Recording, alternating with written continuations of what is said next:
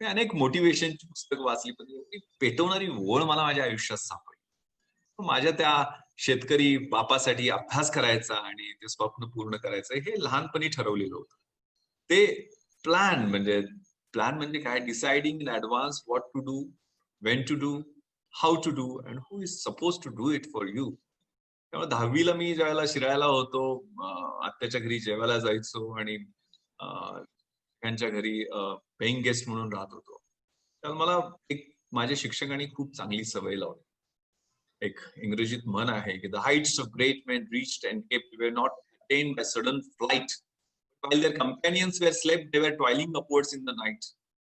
जी काही माणसं मोठी उंची गाठतात ती एका झेपेत मिळालेली नसते, तर त्यांचे बरोबरचे सहाध्यायी किंवा त्यांचे जे कॉम्पिटिटर स्पर्धक आहेत ते झोपा काढतात त्यावेळेला रात्रभर जागून तळमळून एक एक पाऊल त्यांनी पुढे टाकलेलं असतं. मला माझ्या शिक्षकांनी पहाटे 3 वाजता उठायचं, म्हणजे 5 AM क्लब आहे तसा मी 3 AM क्लबचा मेंबर होतो वयाच्या 14व्या-15व्या वर्षी. पहाटे 3 ला उठून थंड पाण्याच्या नळाखाली अंघोळ करून 3:30 ते 8:30 ब्रह्म मुहूर्तावर 5 तास अभ्यास केला आणि मी ॲव्हरेज विद्यार्थी 10वी ला 88% 88 साली मार्क मिळवून तालुक्यात पहिला होतो. त्यामुळे स्वतःतली जी काही पोटेन्शियल आहे, लाथ मारीन तिथं पाणी काढण्याची जिद्द जी आहे ती त्या बालवयात तयार झाली. आणि मग पुढचा प्रवास सुरू केला. आणि मग मी सांगितलं तसं गगराणी सरांचं व्याख्यान ऐकलं. मग एवढी मोठी परीक्षा आहे ज्याच्यातनं कलेक्टर बनता येतं, कमिशनर बनता येतं, सचिव बनता येतं. ही परीक्षा मराठी माध्यमातून देता येते हे आम्हाला माहित पडलं.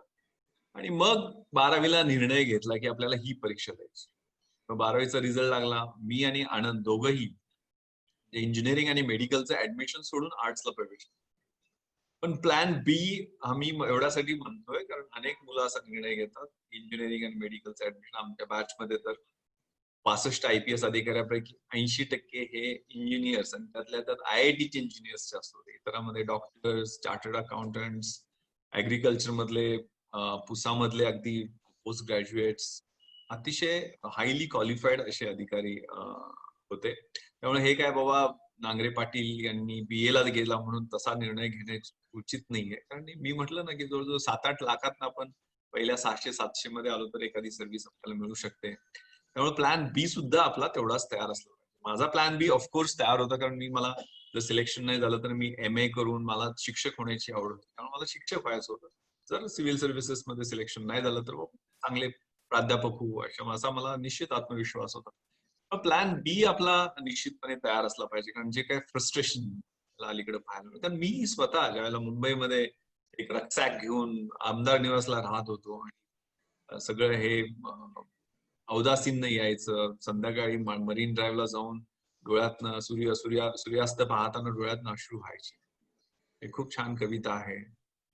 भरकर मुट्ठी में कुछ सपने, भरकर जेबों में आशाएं, दिल में है अरमान की कुछ कर जाए, कुछ कर जाए. दीपक सा तेज, सूरज सा तेज नहीं मुझ में, दीपक सा जलता देखोगे, मेरी हद रोशन करने से मुझको कब तक रोकोगे, तुम मुझको कब तक रोकोगे. मैं उस माटी का वृक्ष नहीं जिसको नदियों ने सींचा है, बंजर माटी में पलकर मैंने मृत्यू से जीवन खींचा है. त्या मातीतला मी वृक्ष नाही की जिथं पाणी भरपूर असतं. ज्या दुष्काळग्रस्त मातीत झवळून झवळून त्या बीजातनं मी वृक्ष तयार झालेलो आहे. मैं पत्थर पर लिखी इबारत हूँ, तुम शीशे से कब तक तोड़ोगे, मिटने वाला मैं नाम नहीं, तुम मुझको कब तक रोकोगे, तुम मुझको कब तक रोकोगे.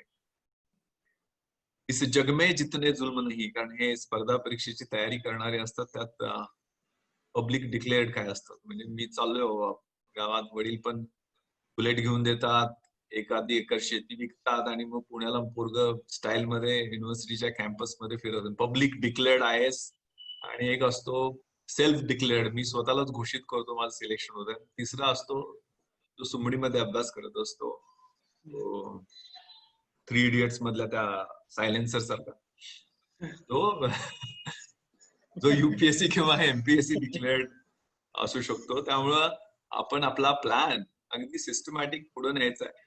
पण त्याची ध्येय धोरण आपण ठरवली पाहिजेत. अभ्यास असा करायचा की कशा पद्धतीने आपल्याला सगळं ते स्ट्रॉंग सगळे एरिया झाले पाहिजे. त्याचं नियोजन कसं करायचं. त्यामुळे इस जग में जितने जुल्म नहीं उतने सहने की ताकत है, कानों के शोर में रहकर भी सच कहने की आदत है, मैं सागर से भी गहरा हूँ, मैं सागर से भी गहरा हूं, तुम कितने कंकड़ फेंकोगे, चुन चुन कर आगे बढ़ूंगा मैं, तुम मुझको कब तक रोकोगे, मुझको कब तक रोकोगे. यात स्वतःवरती प्रचंड आत्मविश्वास असला पाहिजे.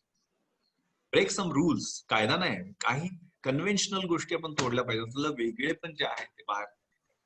अपयशाला कधीही घाबरायचं नाही. अपयश तर येणार आहे, प्रत्येक टप्प्यामध्ये अपयश असतं. आपण चढ उतार हे आयुष्यात येतच असतं. त्यामुळे आपल्याला असं निगेटिव्ह फ्रस्ट्रेशन, डिसअपॉइंटमेंट, डिजेक्शन हे सगळं युपीएससीची तयारी करणाऱ्यांच्या पाचवीला पुजलेलं असतं.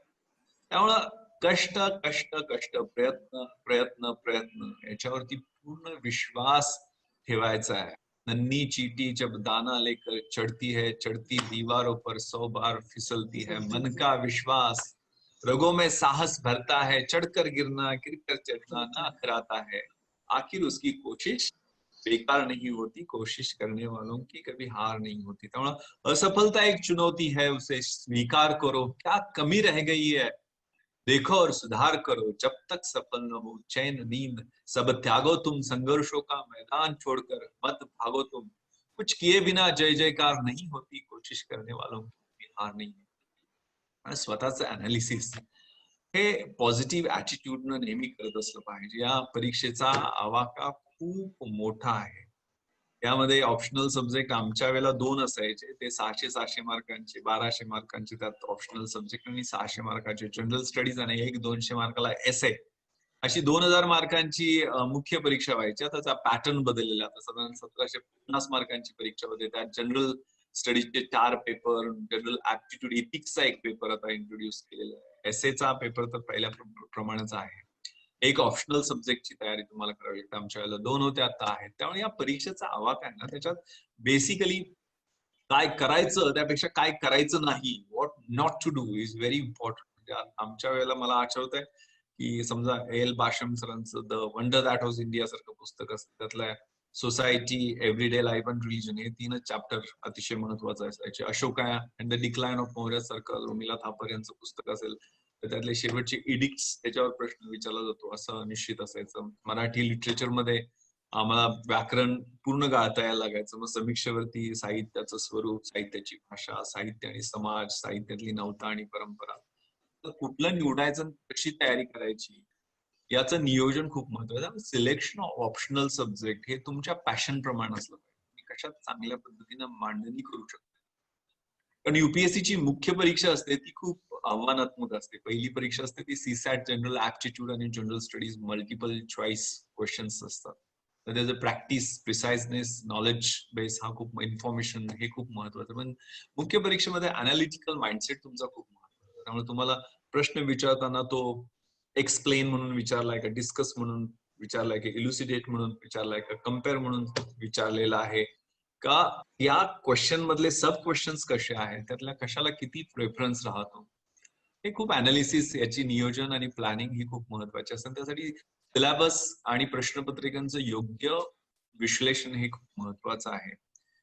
मी तर ज्यावेळेला मुंबईला गेलेलो होतो, मला आठवतं मी बी के अग्निहोत्रींचं Indian history for preliminary examination हे पुस्तक घेतलेलं होतं. पहिल्या पानावरच मला जवळजवळ 16-17 इंग्रजी शब्द लागले. त्यामुळे सगळं माझी स्वतःची डिक्शनरी, माझी व्होकॅबलरी वाढवण्याचा मी जाणीवपूर्वक प्रयत्न केला. त्यामुळे अभ्यास हा खूप सिस्टमॅटिक पद्धतीनं न थकता न थांबता करावा लागतो.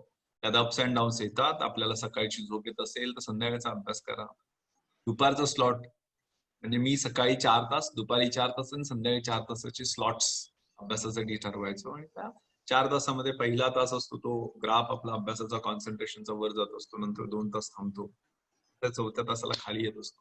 हे प्रॅक्टिस न पहिल्यांदा 1 तासाच्या मध्येच 15 मिनिटं, अर्धा तास आणि 15 मिनिटं खाली येत असतो. कारण हे ग्राफ, आपली उत्तरं, त्यातली वेगळेपण, तुमचं हस्ताक्षर कसं चांगलं करता येईल, या सगळ्या गोष्टींची पॅरलल तयारी असली पाहिजे. आणि त्याच्यासाठी